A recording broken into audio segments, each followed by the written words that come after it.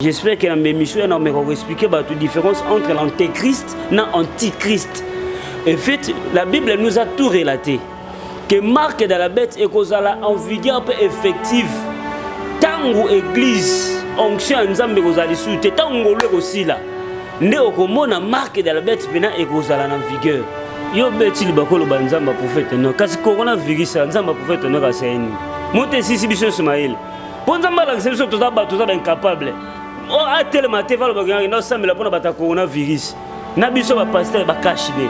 Pour la solution, nous sommes des incapables. Obi mukolo ba pesa indokité. Ils a pas chez mukolo ba pesa indoki. Mais pourquoi envoûter? Hier en réalité a pesa mbon. Au sombi kabelo, au sombi biloko ko somba. Mais spirituellement a ozo eloko moko. Donc mbongo azo pesa eza mauvais cadeau. Yo monanga eza malamu, ozu yango osali ba besoin. Mais spirituellement, azbande ko retirer quelque chose.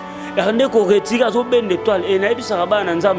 Soki nzamba tie étoile likolo na yo, étoile vaut mieux que $1000, vaut mieux que $100,000 parce que grâce au nzamba tie katine ko memelo mbongo même ko leka ba opesa yo. Et to bossa te, to s'abonner massivement na Nyota officiel TV. Nyota officiel TV. Nyota bokoluka na kati bémission, bagage, télé-réalité, Nyota télé culture ya Congo, to s'abonner massivement na Nyota TV. Nyota TV et yena mo pepasika.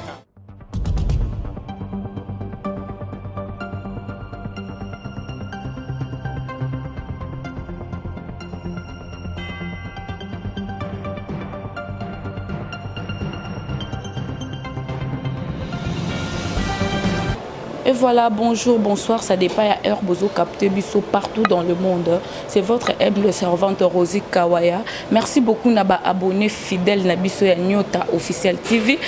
Merci beaucoup aussi à Nadine Nyota de Switzerland, Motema et tonton Honoré, maman Ariana Preston. Pourquoi pas dire un grand merci à Nicole Toussé, vous m'a beaucoup banque depuis Suisse. Donc on a plateau on a minute Nazanga mon côté, Nazana l'homme dédié, le prophète Enoch. Les chasseurs de démons, il y a un peu de par rapport à ba mauvais cadeau au batu bazwa pe na mukili tam zuso zui eloko mombo ekanga ba chance na yo ba kenda na vie na quelque part pour na cadeau moko oyo ba pesa yangonde vraiment tozo meka koso na prophète Enoch. Bonjour. Ah bonjour maman Rosie. Papa Boni. Ah kimia na ngola nzambe en tout cas nzamba zui ba rosunga biso. Mika kosunga biso tokoki ko banda na prière parce que na plateau na biso to yambi mosali ya nzambe to fongola vraiment émission na biso na prière. Saint-Esprit merci natiki ngonga ona salo boko na yo molimo mo santo zala mo kambi na biso tika ete nzambe ngana lo batema yo lo bakati na ngai au nom de Jésus-Christ de Nazareth. Amen. Amen, amen. Prophète Enoch tozo lobela, j'espère na annonce nanga oyo ki vraiment sujet o tozo solo la na mukolo ya lelo ba mauvaise cadeau batu bazwa na mukili oki ko expliquer biso nanu eloko nini o esala mutu moko boya pesa o cadeau ba pesa yo cadeau mo bo eza cadeau ya mabe bakanga vie na yo par rapport à cadeau wana. Ok, nzambe a pambola mama Rosie eza thème oyo molimo mosanto azo tambola nango mikolo mingi. Parce que à chaque moment, ce qui nous a aligné à Kangola Bananaye, aligné à Bikisa, ils ont un message moko particulier au Nzambe à Ebana Ropesa. Et Nzambe so ka pesi message wana na sima message wana, il y a une onction, il y a un esprit de Dieu, la puissance et accompagner un message pour que Bana Nzambe ba Ebana ko Kangola ma. Et je parle des mauvais cadeaux. Et ça et loko oyo ezo kanga bana Nzambe belé. Oyebi na ebisaka bana Nzambe même vie au Nzamba pesa biso za cadeau. Et ça don. C'est le don que le Seigneur nous a donné. Et ça eloko mo Nzamba pesa biso ya ofele parce que même mutu soko lali o lamuki il faut pesa Nzamba merci parce que eza na makasi na ote eza Nzamba na pesa de vie eza don eza cadeau au Nzamba pesi. Mais seulement vie ya mutu comme rappel mauvais cadeau au cas où mutazo vivre vie au eza yete. Donc comment vivre à l'encontre il y a vu au Nzamba bongisi la ponaye parce que mon canal Nzamba je sanga la livre à Jérémie J'ai formé des projets de bonheur, de paix et non de malheur. Donc cela veut dire Nzambe appelle ça biso ba cadeau malamu ya sengo. Mais seulement vu ya mutu ko se transformer et comme appelle mauvais cadeau so mutu azo vivre projet ya pété. Azo vivre projet et sengoté. Et ça na bana Nzambe belé vie na bango ezo beba à cause ya ba mauvais cadeau. En tout cas, je crois tant on a ko pesa biso ba verset biblique et te comprendre pourquoi rôle nini ya mauvais cadeau et ya na vie ya mutu et ya toujours pour rendre mutu malheur. Bien-aimé dans le Seigneur, ils ont battu belé la vie. Ngana mona mutu mbongo bakabelié, mbongo bapéchié. Yé pona amoniango physiquement par là, ils ont mbongo ya malam. Pona yé physiquement par là, ils ont mbongo ya malam. Amoniango c'est un vrai cadeau, mais spirituellement c'est un mauvais cadeau pour lui. À cause ya mbongo vie ya mutu beba, à cause de loko bapéchié. Et mona mutu susu, na mona fille moko azo passé na kirdam tout sur le naye, azo sanga papa. À chaque moment, mais curieusement par là, c'est une émission où il faut des éclaircissements. Abi mutala bande ko kabelanga mbongo mais ya bimelanga na ba air na ba période. Abi soka kabelinga mbongo muke, ezaka $500 mata. Alors pesa mais à chaque moment faut benga ngai kaka atuna ngai. Est-ce que vous avez une période, soit vous avez une période de Assaïna Biminae. Et tant que tu le Seigneur nous a révélé, j'ai compris que cet homme c'est un grand occultiste. Il est en réalité à Opécha Mbong, au Sombi Kabelo, au Sombi Biloko Kosomba, mais spirituellement à Ozoelo Komoko. Donc Mbong Azopé, ça c'est un mauvais cadeau. Yo monong est malam, aux Zuyango, au Saliba besoin, mais spirituellement, Azbande ko retirer quelque chose. Rende ko retirer azo ben d'étoile et na ebisa ba na nzambe soki nzamba tie étoile likolo na yo étoile vaut mieux que $1000 vaut mieux que $100,000 parce que grâce au nzamba tie ka tu ne comme melo mbongo même koleka o ba opesa yo. Donc en réalité il recevait un mauvais cadeau mais lui sans le savoir na c'est à ignorance abande ko la mbongo na ok tant bazo pesa ye bazo bana ko retirer étoile ndeko moka benga singa papa ne na za mutu amemanga na poto ezali na otanga komoteza ndeko na biso mena poto or que ndeko la bango mena poto azwa kanga suba vina bango ya monika peut-être il a bénéficié na poto a bénéficié n'enzo vivre mais en réalité ezane loko yo basi bazwa bango tout le monde a un peu plus dans ba famille. Vous allez remarquer dans des familles il y a des agents que le diable a mandaté pour bazana ba mauvais cadeau. Nous voyons ça dans sa famille au monde na famille mobimba mutu mo pambolama mutu wana nazana mbongo ba tout ba dépendre na ye. Les gens ne comprennent pas ce que Seigneur le va faire ça. Yo moni le rôle mbongo azo pesa yo et servi on a besoin. Or qu'en réalité, bétoile na bino nyon sa seni abotola. Après ça bino ba mauvais cadeau, il retire ce qui est bon. Donc c'est un peu ça les mauvais cadeaux. C'est pour cela Dieu ce qui nous a péché message, c'est pour donner l'éclaircissement pour que bananza ba fungula misu pour que ba na kokangola ma. C'est un peu ça, prophète Enoch. Prophète Enoch par rapport à Yabadur na lobby. Si ko pona ko yeba que cadeau o ba pesinga eza mauvais cadeau. Okoki yeba ngona ndenge. D'abord je pour cela le barelo va mettre fois un enfant de Dieu averti. Il faut avoir cette culture. Quand on te donne quelque chose mon bien-aimé que tu me suis, il faut prier. Parce que na ba fox ya oui prier na benga ngo za amortisseur. Pourquoi? Et un loko monsieur ko sala au dégâts makasi. Mais quand tu pries, dégâts est diminué. Oui bien moi mon témoignage yanga moko na outil retraite, na outil retraite mon pour na mboka Congo, outil retraite mon pour la nation. Na obima na retraite lobby na ngona sala accident moko très mortel ba tout ba kantel wana kufi. Mais na kufité. Et j'ai compris une chose. Oh, ba mikolo c'est la ndamnaki. Na ba no zwa ba message à bien té. Non, l'autre nous senti oppression. Je dis non, ça c'est pas comme c'est pas normal. Or j'ai compris que ce qui n'a pas ma bonne délité, peut-être il y avait quelque chose de pire comme l'angaï. Mais la prière et puis c'est le rôle amortissement et amortir choc que quelqu'un aux ma case. Moi nanzambe ce qui bakabeli eloko. Ezala ndenge nini mon frère ma sœur que tu me suis, il faut prier. Même mataba pêche au cadeau à mariage.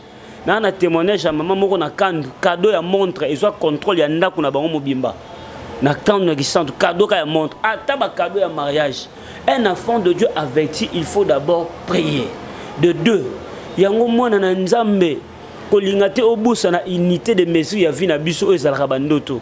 Donc il faut tant le prendre de prier et demander à chaque moment que le Seigneur te donne les révélations des choses que tu es en train de vivre. Et au Sungayo, au comprendre. Au cas contraire, il faut chercher des hommes de Dieu compétents pour Sungayo. Parce que jusqu'à présent, Dieu parle. À Zolobana Mokanda, na Joël, je répondais de mon esprit, c'est toute chair humaine. Vos fils et vos filles prophétisent. Bagansara, prophète, évangéliste, pasteur. Non, même yo moi nanzam. Il faut y avoir chambela. Et de deux, talana nous vit nos malam. Qu'est-ce qui ne marche pas? Ce qu'on comprend de l'eau, comment ils ont persisté, mais dans la vie, ils ont marché, comprendre que l'eau, c'est déjà un mauvais cadeau pour toi. Il faut jouer à chambela, pour jouer à salaba refi pour que nous aille banako kangola. Merci beaucoup prophète. Tolobela pe mingi makambo ya bandoto ezana batu misusu rolala na olali pongi na butu oloti peut-être ozana fête moko boye ozolia ozomela donc ba genre bandoto wana okyoza ba tokyo caractériser ndenge. Ah oui, yango na tsholoba yango nzambe faut osenga pena nzambe apesa de temps à autre révélation et puis de là tu vas comprendre qu'est-ce qui se passe. Déjà moi nzambe je suis nzambe osunga biso. Parce que enseignement bandoto est tellement molé parce que il y a beaucoup de hérésies. Je crois Mikolo y a expliqué ba songe, a expliqué tous les révélations, a expliqué tout vision. D'ailleurs moi nanza meso zolota bandoto olia yeba déjà bazo laisser yo ba mauvais cadeau à libumu. Un jour et causé ba tort. C'est pour cela vous allez remarquer mon amutayo ka libumu pachi parce que le diable obi mukolo ba pesa indoki te ezara pachi mukolo ba pesa indoki mais bako envoûté déjà so moni mutozo liaka na bandoto yeba ezana ba bébé to benga ngona délivrance de poison spirituel ba olesa yo donc bazo leso ba mauvais cadeau soit un au mona mutako na problème mabota au moni ba tie loko moko le diable a koyi kokotsa mutu esprit a kokotsa mutu cadeau loko pe na lenzela olia et loko olia bandi ko soit gérance peut contrôler la vie no memba ce sont des songes très horribles il faut vraiment qu'on soit raté ko chambela pona corps pour chang musika que Dieu vous bénisse. Merci beaucoup prophète tozoko ba toujours na émission na biso ya lelo prophète tomoni basali ya nzambe bokomi ko se basé bokomi ko kota mingi na politique est-ce que ko mélanger musala ya nzambe na politique et ça vraiment normal? Si c'est pour une bonne cause, c'est pas mauvais. Selon ma foi, ça n'engage que moi-même. Si c'est pour une bonne cause, c'est pas mauvais mon ça la politique. Si c'est pour une église, aux autant comme ya ba politiciens, aux finga, aux bimisa ba biloko moya ya bien té. Et ça vraiment biblique. Non, déjà les injures, c'est pas bon. Bible Zoloba, un homme, tu peux pas être un pierre d'achoppement pour les autres. Sauf commis occasion de shit pour la moutre. Et ça déjà mal amouté. Des injures, en tout cas là, je suis contre. Mais ceux qui m'ont sala nzamba, sala pour n'engager, ça n'engage que moi. Ceux qui m'ont sala nzamba, sala politique pour la bonne cause, pour la bonne gouvernance. Et puis il y a des fois, tous autres qui l'appellent occultistes, magiciens, terrain trop. Pour n'engager, j'admets que bananzambe, député bazala, oh il y a solo. Pourquoi? Peut-être ça peut y avoir une corruption dans cette assemblée. Le mouton assemblée la banga ranzam. Il a repéré que c'est là qu'on est ça. C'est pour cela ceux qui moi nous sali nanzam bazo sala politique pour une bonne cause. Nzamba pas mal mais ceux qui ont pas intérêt en tout cas azo atika asalate. Asalate eza na adage moko balobaka politique eza kindoki. Siko mosali ya nzambe andimi amisangisa na kindoki wana ya politique. Yo moni on ndeni. Non, la chose que politique a Gindoki. David c'est un politicien, il était roi. Quelque part ba bengi c'est un serviteur de l'Éternel. Nzambe uto bengi l'homme selon mon cœur. De Néhémie. Ba bunda pona mboka na mboka la bango ça la libérer. C'est quoi? Muto azo bunda pona mboka, j'ai dit soit azo salango pour une bonne cause, c'est pas un péché pour moi. Na selon foi na ngai. Mais au moins que soit mo salango na ba mauvaise cause, wanande et commis peut-être mais soka salango na ba cause ya malamu. Parce que si la politique, il y a des gens qui servent Dieu. Peut-être politique, par rapport à la classe où il y a Tangeli. Si vous avez un droit, peut-être à l'instance, c'est pas mauvais. Tous les gens à l'instance quelque part. Si pour une bonne cause, que le Seigneur lui bénisse. Mais si vous avez une cause, pour un intérêt quelconque, en tout cas, ils sont censés à Otika parce que c'est un monde très glissant. Les amendements très glissants, Moussali Nzambe, prophète Enoch, Lelo, église de réveil et comme le roi et le comment il y a parce que bah insanité comme koleka buzo ba comme koleka na église de réveil ba viol donc makambu nyonso ya mabe evandi na église de réveil nyonso wana vraiment eza donc eza fimbu ya nzambe alinga bimisa ba faux prophète libanda tout eza kaka ba makambu wana se passera nango déjà depuis kala yango wana ekomi révélé na nini. Tout ce qui était caché doit être révélé. Vous savez, ce qui nous a avertir il y a certaines choses nous allons permettre et ça la mabongo pour que aïba na sabatu qu'elle est un pour ramener batu na repentance. C'est tellement on les nzambe zarabongo ceux qui nous ont avertir qu'ils ne s'en pas il peut permettre des circonstances comme là pour que mais le Seigneur il est comme ça. Il y a certaines choses où l'église réveille. Le Seigneur a voulu que cela soit ainsi pour interpeller Bichot. Il y a des gens qui ont belé to comme ça qui basal na biso basal nzambe logo la banzambe. To comme même place nzambe daddy. Non. Or en réalité moi j'ai dit souvent nzamba ko sala te yo mondi moko ti lo la mais pasteur pas côté le fait.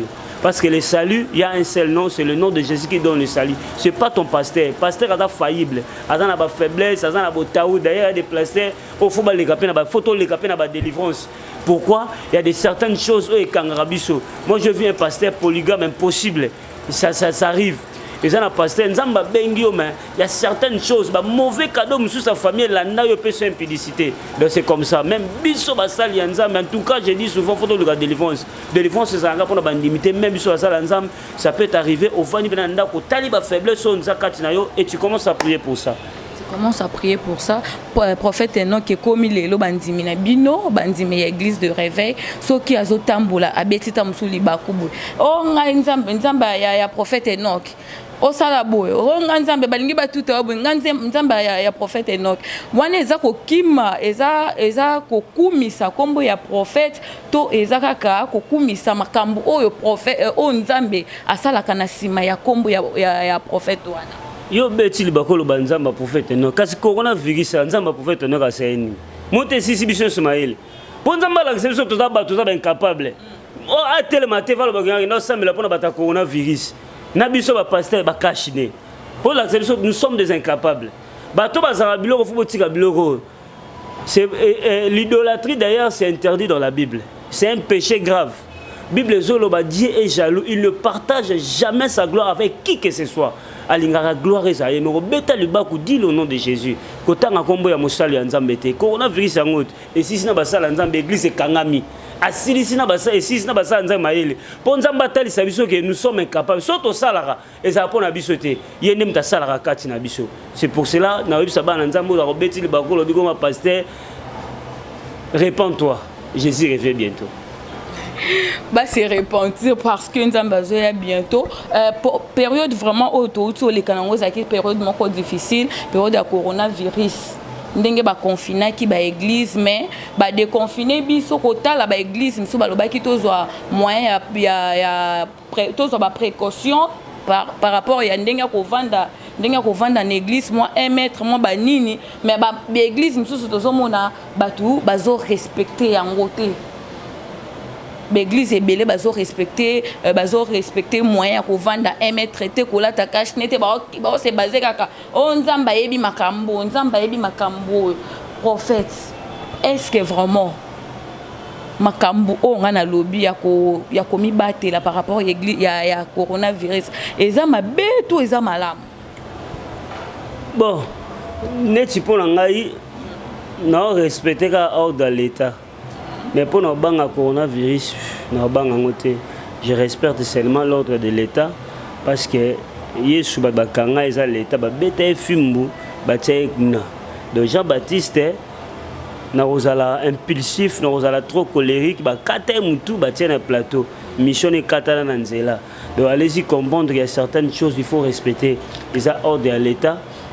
Surtout dans les sabato, fin du monde, mon cher, fin du monde, fin du monde. Ce n'est pas la fin du monde. Oui, aussi longtemps il y a encore le Saint-Esprit, aussi longtemps il y a encore la puissance de Dieu. Et l'ocognon se liste faire un sale en mokilo et simbalangote.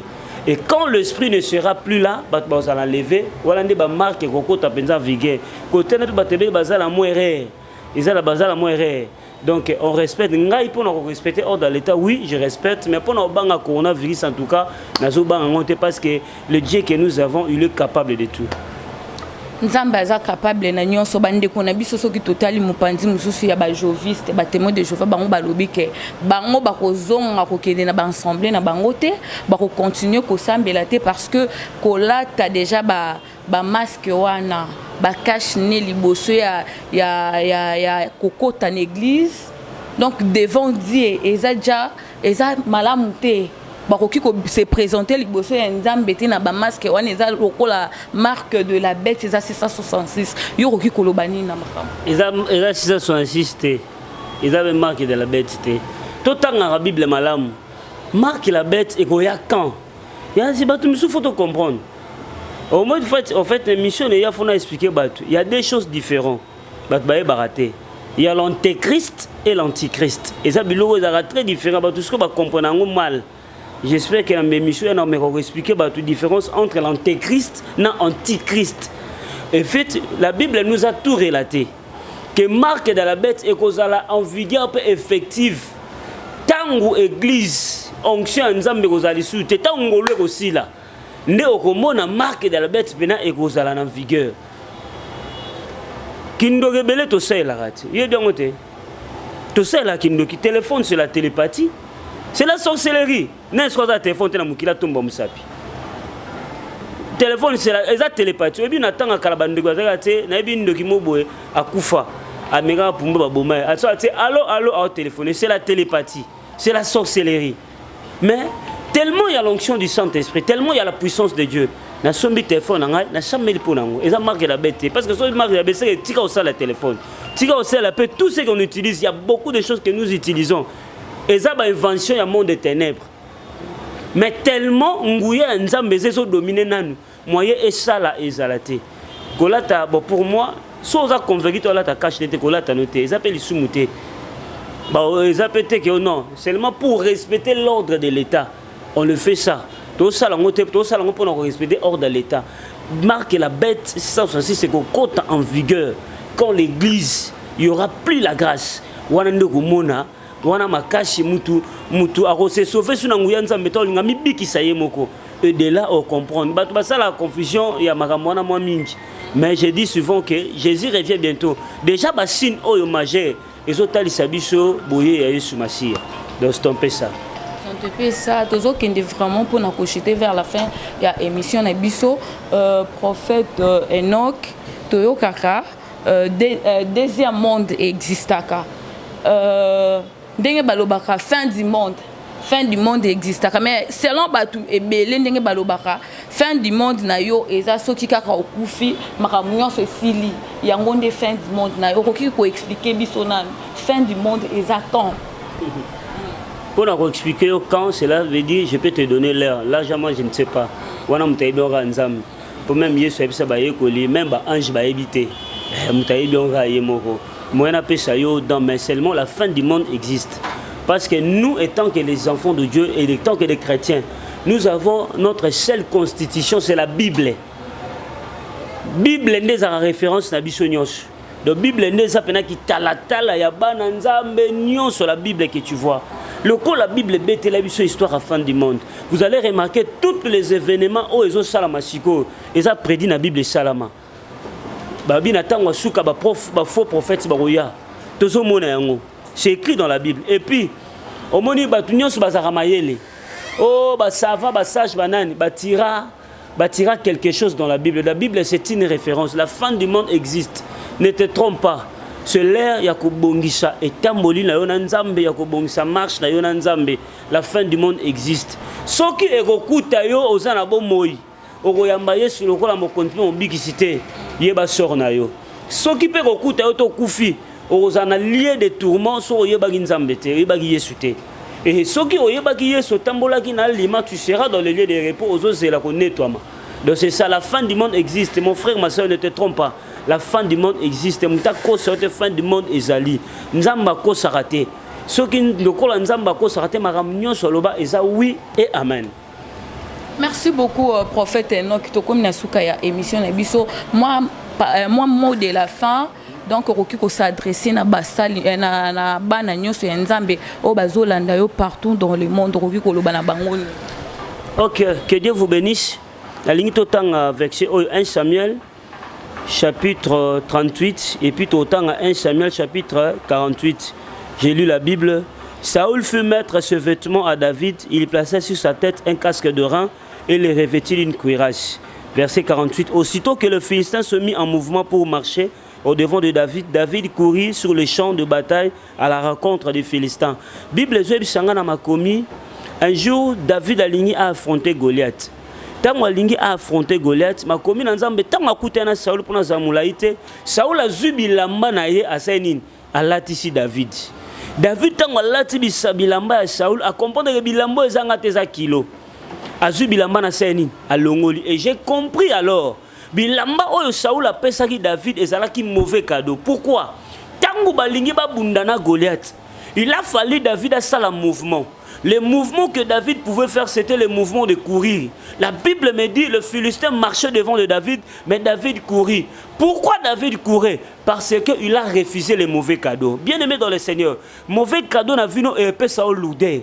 Et épée sa kilo na lipamboli. Et épée sa kilo na destiné na yo. Et ana batumisu so zwe loko eza yote. Saoul tanga David tanga monike bilambo na lateza ngate. Asai bilaman alongo liango. Bilambo ya longo laki. Yango pesa qui est rapidité. Yango pesa qui est onction, peu puissance. Yango ba ko affronter Goliath. Aussi longtemps bien aimé, tu as des mauvais cadeaux dans ta vie. Lipambone koleka au travers. Tu dois refuser tous les mauvais cadeaux. Peut-être que tu es en train de me suivre psychosali. Tu sens qu'en toi il y a des mauvais cadeaux. Bien aimé, célibat peut avoir un mauvais cadeau, Satan appelle ça abisso. Parce que c'est quelque chose qui ne donne pas peut se sengoter. Et l'occasion se peut s'arramonter sengoter na vie un mauvais cadeau. Tu dois les refuser. Peut-être célibat on est un mauvais cadeau. Oyebi et ça la rapachi mama boti bana bana bakoli bana nyoso ba vendre les bisika moko. Bana bazara li pambole ou te repa nzam. Mais bana ba komaka malédiction soki bana ba komo vanda ba obala te do bana ba komi ba mauvais cadeau pona yo. David a compris que bilamba oyo na kokiola tango te fona longolango. Tango longo bilamba ezo meme na succès akende kolonga Goliath. Toi ceux qui me suit bilamba ni balatisa yo kado ni balatisa yo tika nzambe alola akota bisiko zali que le Seigneur te débarrasse de tous les mauvais cadeaux au nom de Jésus-Christ de Nazareth. Toi qui me suis partout dans le monde na yebite mauvais cadeau ni zaranango oyebi Satan akopesa pe mutu mauvais cadeau malade pour ka salate ngana mona mutu bando sala ba boire ba pêcher mauvais cadeau malade vandise na ndako pendant tamulaye. OK, quand tu es malade, c'est difficile d'exercer même un travail quelconque. Donc tu as un mauvais cadeau, tu dois le refuser. Bien-aimé dans le Seigneur, et loko zo boya yango boya yo ozo linga yango linga yo. C'est pour cela que je dis souvent, il faut olinga makamba malam makamba mabe fobo yango yango na sambeli so que ça na mauvais cadeau moko la ta vie na yo tika nzamba kota na vie na yo alongo lango pour que tu vivre dans ta destinée, pour que tu vives ta bénédiction au nom de Jésus-Christ de Nazareth. Amen. Amen, amen.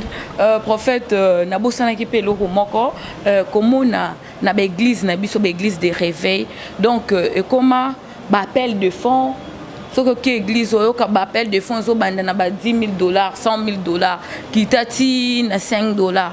Est-ce que appel de fonds est biblique?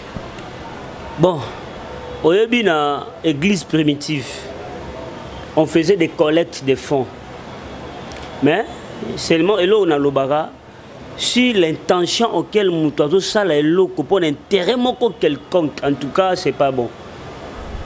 Na ba église mangiste biso so ba sa rantintani pour moni ba tout takara trop église de réveil. Donc ma béni ce n'est toujours qu'il n'y église de réveil. OK, ce n'est pas bien. Ah oui, l'église ngasi na assistant église man ba papa ba paie 600,000, ba papa ba paie 200,000 pour to somba lupang. C'est pas mauvais. Mais je ne sais pas.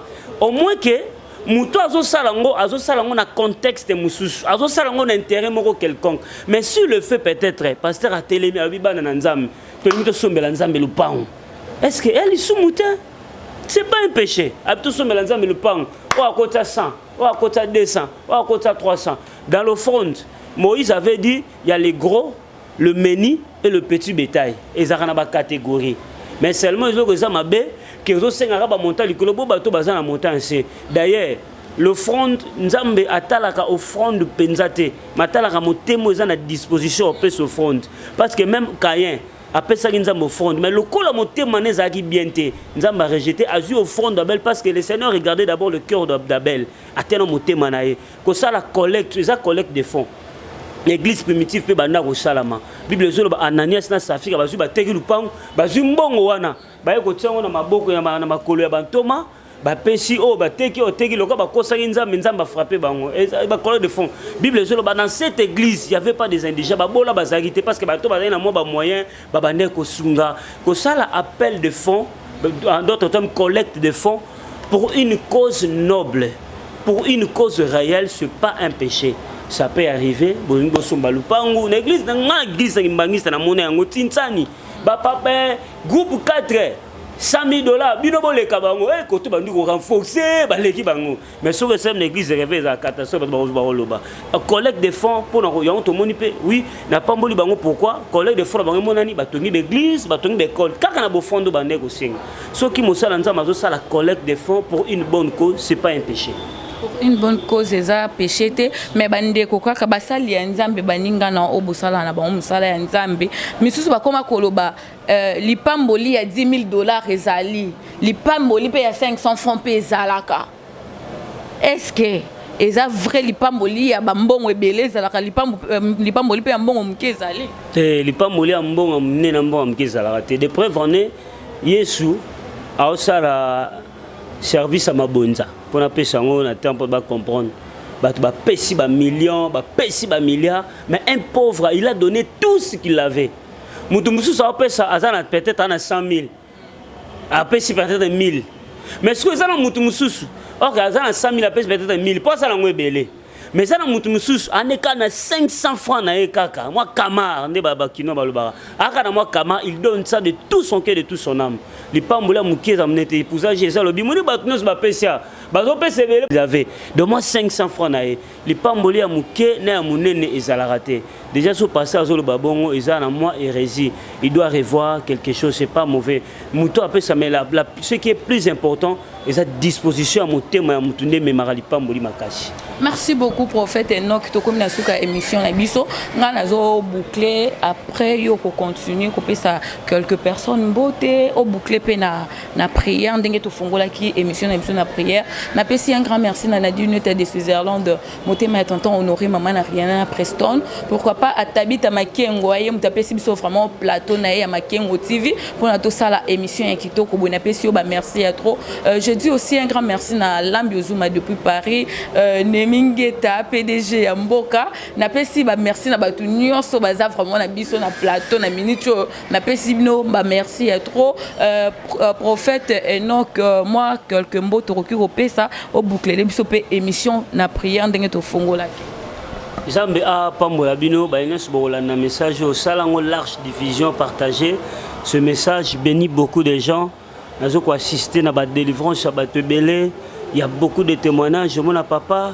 nga tata moi sanga pesa kanga eloko boye na kada mariage ba pesa kanga eloko boye beaucoup de gens sont bénis à travers ces messages bisika écoute là en tout cas salango large diffusion nena sala prière nena bisa mutu moko zola ngai awa ba mauvais cadeau na vie à mutu me ralentir vous allez remarquer dans la quand tant Saoul a kutani na David kolongo et David a kutana na Saoul kolongo la bilamba longoli et puis ça qui est rapidité à koyeba kolonga Goliath nalina sambela pona mutu nyonso zola nanga peut-être tu es dans la maison ozala maladie mo aussi ba kindelo eza mauvais cadeau pona ba vando pa ba vantondako bisiko zali simbaka motema je sais une chose le temps de miracle n'est pas encore passé na yebisaka bana nzambe s'il y a des faux c'est qu'il y a aussi des vrais et ça na basala nzambe onzamba zo sela bango authentique na puissance pe na miracle na sambele bisiko zali mauvais cadeau nyonso ba latiso na vie tika nzamba longola ngo na kombo na Yesu na sambele bisiko zali bilamba Saul na bisa bilamba na ote ke nzamba lati so bilamba nkembo au vivre gloire en nzamba au vivre miracle en nzamba au nom puissant de Jésus-Christ de Nazareth tika bisika nyonso zolanda message oyo makila na Yesu ekota na vie na yo que tu sois béni que tu sois restauré nzamba longola volo balati sakio nazo sambela pe na mutu moko peut-être oyeba kabisika passe ne utakate oyeba kabisika mauvaise cadeau les até tika molimo mo centre apesa yo révélation afongolo mis omona makamuni ne batama na kombo na Jésus-Christ de Nazareth. Amen. C'est votre humble serviteur Enoch Babinga, chasseur de démons. Numéro de contact nangeza plus 243 89 50 79 749 plus 243 89 50 79 749. Bon s'abonner massivement na Nyota Officiel TV. Chasseur et Chakoti Marambo, bon s'abonner, bon nous avons message, bon nous avons prédication, il y a ma cache penza ko te pas ensemble, ban ensemble belé na 5 minutes, bon s'abonner vraiment massivement, na ebi bon nous avons prédication, bon nous avons live, il y a prédication, vous serez tellement bénis. Aux appels à poste, il y a assistance, il y a prière, il y a orientation prophétique, benga biso okozwa nzamba ko orienter nzamba ko lobela yo et ngala bisara bana nzambe tango zo benga zalaka na kondima et tu verras ce que le Seigneur fera. Jusqu'à présent il y a des serviteurs de Dieu que Dieu utilise puissamment, authentiques, par des miracles, par des signes et des prodiges. Nana posa na ba peso ba témoignage te na lingi yonde ozala témoignage à miracle nzambe. Que Dieu vous bénisse. Merci.